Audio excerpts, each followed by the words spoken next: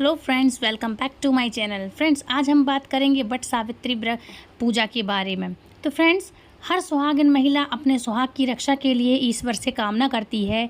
पति की लंबी आयु की दुआ करने के साथ साथ वह उसकी तरक्की के लिए भी कई उपवास भी रखती है। ऐसे में वट सावित्री व्रत का महत्व अधिक बढ़ जाता है। ये उपवास हर सुहागिन महिलाएं के लिए खास होता है। वट सावित्री व्रत के दिन सुहागिनें पूरे विधि विधान से पूजा करती हैं। इस दौरान कुछ महिलाएं निर्जल उपवास भी रखती हैं। इस दिन वट वृक्ष की पूजा का खास महत्व माना जाता है। यह माना जाता है कि इस वृक्ष की पूजा के बिना व्रत पूरा नहीं होता है।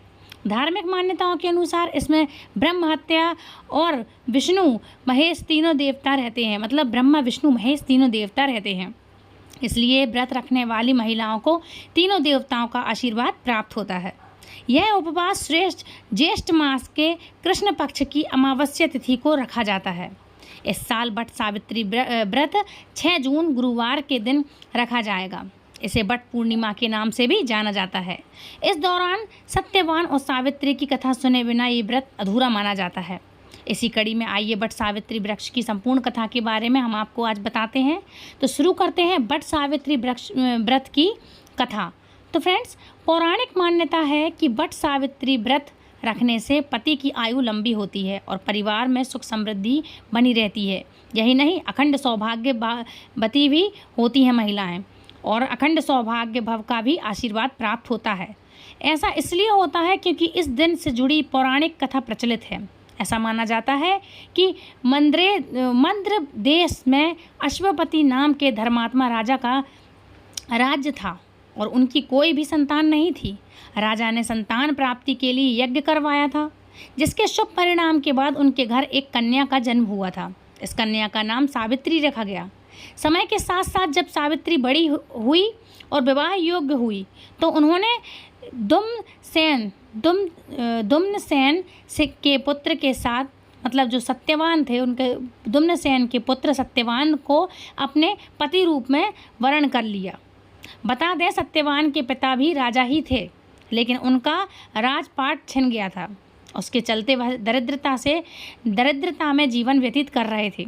सत्यवान के माता पिता भी आंखों की रोशनी उनकी चली गई थी। उनके माता पिता भी अंधे थे और वह जंगल से लकड़ी काट करके उसे बेच करके अपना गुजारा करते थे।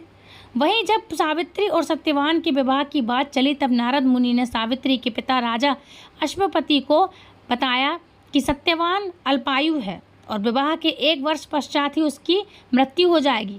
नारद मुनि की बात सुनकर सावित्री के पिता ने उन्हें समझाने का बहुत प्रयास किया, लेकिन वह नहीं मानी। अंत में सावित्री का सत्यवान से विवाह हो गया। शादी के बाद सावित्री अपने सास ससुर और पति की सेवा में लग गई। फिर एक दिन वो दिन भी आ गया जिसका जिक्र नारद मुनि ने किया था। सत्यवान की मृत्यु उसी दिन सावित्री भी सत्यवान के साथ वन को गई। वन में सत्यवान लकड़ी काटने के लिए जैसे ही पेड़ पर चढ़ने लगा, मतलब कि उसके सिर पर असहनीय पीड़ा होने लगी। वह सावित्री की गोद में सिर रखकर लेट गया कुछ पल के लिए। कुछ ही समय में उनके समक्ष अनेक दूतों के साथ स्वयं यमराज खड़े हुए थे। यमराज सत्यवान की आत्मा को लेकर के दक्षिण दिशा की ओर चलने लगे। पतिव्रता सावित्री भी उनके पीछे चलने लगी। आगे जाकर यमराज ने सावित्री से कहा, हे पतिव्रता नारी, जहाँ तक तुम मनुष्य साथ दे सकता है तुमने अपने पति का साथ दे दिया, अब तुम लौट जाओ। इस पर सावित्री ने कहा, जहाँ तक मेरे पति जाएंगे वहाँ तक मुझे जाना चाहिए, यही सनातन सत्य है। यमराज सावित्री की वाणी सुनकर प्रसन्न हुए और उनसे 3 वर मांगने को कहा। यमराज की बात का उत्तर देते हुए सावित्री ने कहा, मेरे सास ससुर अंधे हैं, उन्हें नेत्र की ज्योति दें। यमराज ने तथास्तु कहकर उसे लौट जाने को कहा और आगे बढ़ने लगे, किंतु सावित्री यम के पीछे ही चलती रही। यमराज ने प्रसन्न होकर पुनः वर मांगने को कहा। सावित्री ने वर मांगा, मेरे ससुर का खोया हुआ राज्य उन्हें वापस मिल जाए। इसके बाद सावित्री ने यमराज से वर मांगा, मैं सत्यवान के 100 पुत्रों की माँ बनना चाहती हूँ, कृपया कर आप मुझे यह वरदान दें। सावित्री की पति भक्ति से प्रसन्न होकर सावित्री से तथास्तु कहा, जिसके बाद सावित्री ने कहा कि मेरे पति के प्राण तो आप लेकर जा रहे हैं, तो उनके पुत्र प्राप्त का वरदान कैसे पूरा होगा। तब यमदेव ने अंतिम वरदान को देते हुए सत्यवान की जीवात्मा को पास से मुक्त कर दिया और सावित्री को पुनः उसी वट वृक्ष के लौटी तो उन्होंने पाया कि वट वृक्ष के नीचे पड़े सत्यवान के मृत शरीर में जीव का संचार हो रहा है। मतलब कुछ समय को जो सत्यवान के प्राण निकले थे, जब वो वट वृक्ष के नीचे था, तब वो उनके प्राण लौटे तो वो उन्हीं के पेड़ के नीचे पाए गए। कुछ देर में सत्यवान उठकर बैठ गया। उधर सत्यवान के माता पिता की आंखें भी ठीक हो गई और उनका खोया हुआ राज्य भी वापस मिल गया। तो फ्रेंड्स, ये थी छोटी सी कथा। आई होप आपके लिए पसंद आई होगी। यदि वीडियो आपको पसंद आए तो प्लीज़ लाइक शेयर कमेंट करना, चैनल सब्सक्राइब करना बिल्कुल ना भूलना। और फ्रेंड्स, अब बात करेंगे वट सावित्री कितने बजे से कितने बजे तक इसका व्रत है और समय, ठीक है। तो फ्रेंड्स, वट सावित्री के दिन सूर्यपुत्र शनि की जयंती भी रहेगी। हिंदू पंचांग के अनुसार जेठ अमावस्या तिथि 5 जून को शाम 7:54 से आरंभ होगी। तिथि का समापन 6 जून को शाम के 6:07 पर होगा, ठीक है। तो आप इस तरह से आप ये कर सकते हैं। अब बात करेंगे कि इस पूजा में के बाद क्या खा सकते हैं। तो फ्रेंड्स, वट सावित्री व्रत के दिन पूरी पूजा समाप्त होने के बाद आप वट पूजा में चढ़ाई गई चीज़ों का सेवन कर सकते हैं, जैसे पूड़ी, पुआ, खरबूजा व आम, मुरब्बा ऐसी ठंडी चीज़ों का सेवन कर सकते हैं। लेकिन व्रत खत्म होने के बाद जब आप पूजा कर लें, उसके बाद प्रसाद रूप में आप जो चढ़ाएंगे वही आप सेवन करेंगे और फिर आप वो खाएंगे। ध्यान रखिएगा, इस दिन लहसुन प्याज का हमारे लिए सेवन नहीं करना चाहिए। किसी भी पूजा पाठ या धार्मिक चीज़ के से हम करते हैं तो लहसुन प्याज ये वर्जित माना जाता है, क्योंकि ये अशुद्ध पाया जाता है ना। तो फ्रेंड्स, वट सावित्री व्रत ज्येष्ठ मास के कृष्ण पक्ष की अमावस्या तिथि को मनाया जाता है। इस बार वट सावित्री व्रत 6 जून को रखा जाएगा। इस दिन सुहागन महिलाएं अपने पति की लंबी उम्र के लिए व्रत रखती हैं, ठीक है। तो आप भी उपवास रख सकते हैं। फ्रेंड्स, यह व्रत सिर्फ सुहागन महिलाओं के लिए होता है, जिसमें सुहागन महिलाएं सूर्य उगने से पहले जाकर स्नान करती हैं और श्रृंगार करने के साथ इस पीला सिंदूर लगाने की मान्यता है। तो कई जगह लगाते हैं और कहीं लाल भी लगाते हैं, कहीं ऑरेंज लगाते हैं। तो सिंदूर जरूर लगाएं, पूरी मांग भरें। आप स्नान करने के बाद आप जिस श्रृंगार करेंगे जो, उसके बाद आपको करना है, ठीक है। व्रत का संकल्प लिया जाता है, तो आप सुबह उठ के जल्दी से पूजा पाठ करेंगे, व्रत का संकल्प लेंगे और इसके बाद बरगद के पेड़ के नीचे सावित्री, सत्यवान और यमराज की पूजा की जाती है। और फिर इसके बाद आप ये कथा भी सुने। प्रसाद जो आप चढ़ाएंगे वो सभी में वितरण करें। घर आने के बाद आप और एक बात फिर आप उसका प्रसाद खाएंगे, ठीक है। लेकिन जब आप पूजा कर रहे होंगे तो पूजा के समय बट में कच्चा दूध जरूर चढ़ाएं और कच्चा सूत से आप 7 बार लपेटें वृक्ष के ऊपर। 7 बार आप परिक्रमा करें कच्चे सूत के साथ और 7 बार पेड़ की परिक्रमा करते हुए सूत को लपेटा जाता है, ठीक है। और उसमें जैसे फरा वगैरह हैं, घुंघरी बनाते हैं। घुंघरी कैसी होती है कि गेहूं के दानों को फुलोने रख देते हैं रात में, 2-4 घंटे पहले या रात में। सुबह उनको उबाला जाता है, शुद्ध घी और शक्कर के साथ उसका भोग लगाया जाता है। फरा बनाते हैं, पानी में उबली हुई पूरियाँ, घी शक्कर के साथ ये सब चढ़ाया जाता है। और इसके अलावा आपके शहर में कैसा मनाते हैं त्यौहार, किस तरह से क्या करते हैं, तो प्लीज़ मुझे कमेंट करके ज़रूर कीजिएगा, बताइएगा, ठीक है।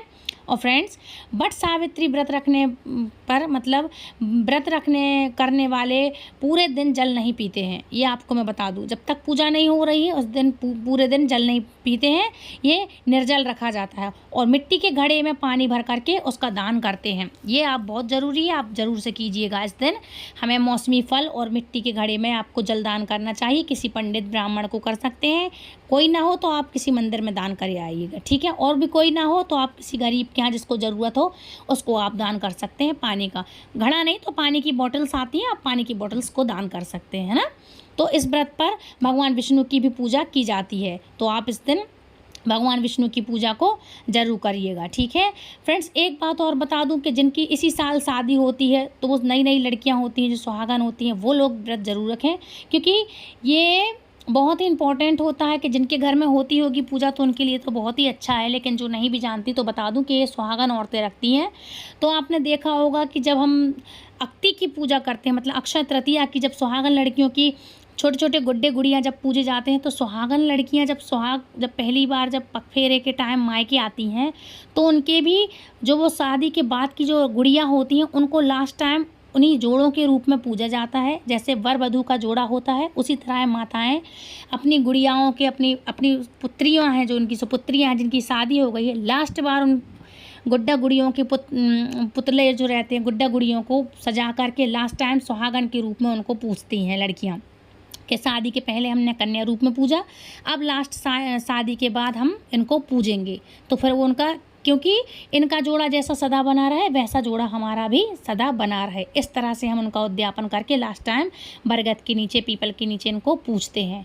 तो फ्रेंड्स, पूजा का सामान क्या लगेगा? तो सबसे पहले बरगद के पेड़ के नीचे सावित्री और सत्यवान की तस्वीर रख लें, और रोली, मोली, सिंदूर, जल से भरा हुआ छोटे छोटे घड़े आते हैं जो, जिनको हम करवा जैसे बोलते हैं, वो रखते हैं। पानी के पात्र, जल के रखते हैं हम छोटे छोटे मटके, और इन सब चीज़ों का, ऋतु फल है, मौसमी फल है, जो आप ये सब रख लें और इसके बाद आप पूजा करें। और फ्रेंड्स, अब हम बात करेंगे कि अमावस्या तिथि 19 मई को 2000 वट सावित्री तिथि को पड़ रही है, तो इस दिन आप अमावस्या की भी पूजा कर सकते हैं। ये आपके लिए नेक्स्ट वीडियो में बताऊंगी। तो फ्रेंड्स, ठंडी चीज़ों का हम भोग लगाते हैं, जैसे मैंने आपको बताया, फरा है, पानी में तली हुई पूरियां हैं, तो ये सब चीज़ें ऋतु के अनुसार लगाते हैं, क्योंकि जून का महीना बहुत ही, जेठ का महीना बहुत गर्म होता है, इसलिए ये सब चीज़ें हम ठंडी भोग लगाते हैं, ठंडा चढ़ाते हैं, मतलब ये ठंडी होती हैं तासीर में, और फिर इस तरह से हम पूजा करते हैं। तो फ्रेंड्स, ये थी आज की वीडियो। आई होप आपको पसंद आई होगी। यदि वीडियो पसंद आई तो प्लीज़ लाइक, शेयर, कमेंट करें, चैनल सब्सक्राइब करना बिल्कुल ना भूलें। मिलती है ऐसी इंटरेस्टिंग जानकारी के साथ नेक्स्ट वीडियो में। और फ्रेंड्स, आपके यहाँ कैसे होती है पूजा कैसे आप क्या चढ़ाते, प्लीज़ कॉमेंट करके मुझे आप ज़रूर बताइएगा, ठीक है ना फ्रेंड्स। और जो भी आपको क्वेश्चन पूछना हो तो प्लीज़ मुझे कमेंट ज़रूर करिएगा। आपके यहाँ कैसे होती है पूजा और कौन से शहर से देख रहे हैं, तो प्लीज़ मुझे कमेंट करके ज़रूर बताना। तो फ्रेंड्स, मिलती हूँ नेक्स्ट वीडियो में, तब तक के लिए राधे राधे, हरे कृष्णा। वट सावित्री व्रत की आप सभी को पहले से ढेर सारी शुभकामनाएं। हैप्पी वट सावित्री व्रत वंस अगेन। बाय बाय, हरे कृष्णा।